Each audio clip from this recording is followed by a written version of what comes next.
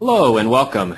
My name is Paul Benyon. I'm one of the sales engineers at Hard Dollar Corporation, and today we're going to talk about cash flow, and in particular how you can use cost curves to change the way that you are distributing your costs over time and expressing that on the cash flow graph.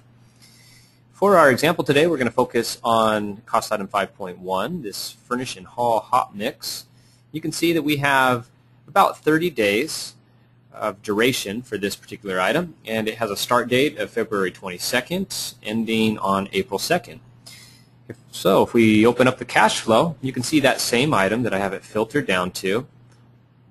There is the cost item being charted over time, beginning on the 22nd, ending on April 2nd. And you can see that the way that it is distributing the cost right now is what we call linear. So it's taking the total cost and it's dividing it by 30 equally, so the same amount of cost on each day. Okay.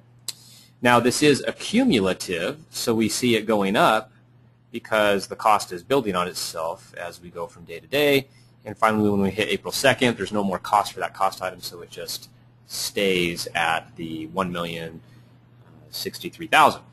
So if we jump back over to the cost breakdown structure, let's take a look at how we can adjust the way that cost is distributing.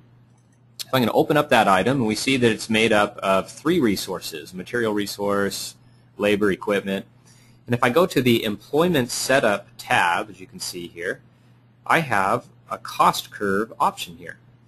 So the employment setup always applies to the resource that you have highlighted on the left. So if I have highlighted my material resource, I can change that. Maybe I want to make that resource be bell-shaped.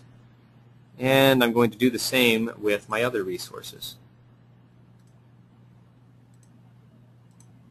Click OK. And now if I jump back to my cash flow, we now see a different curve. This is a bell-shaped, a cumulative bell-shaped curve, changing the way my cost distributes on the job. If we jump back to that item, if I open it up again, you can see that I have a few different options on how I can distribute my costs: backloaded, bell-shaped, front-loaded, or linear. And so whichever of those options I decide, that will determine how it distributes on the graph. So thanks a lot. Hope that helps. Talk to you soon.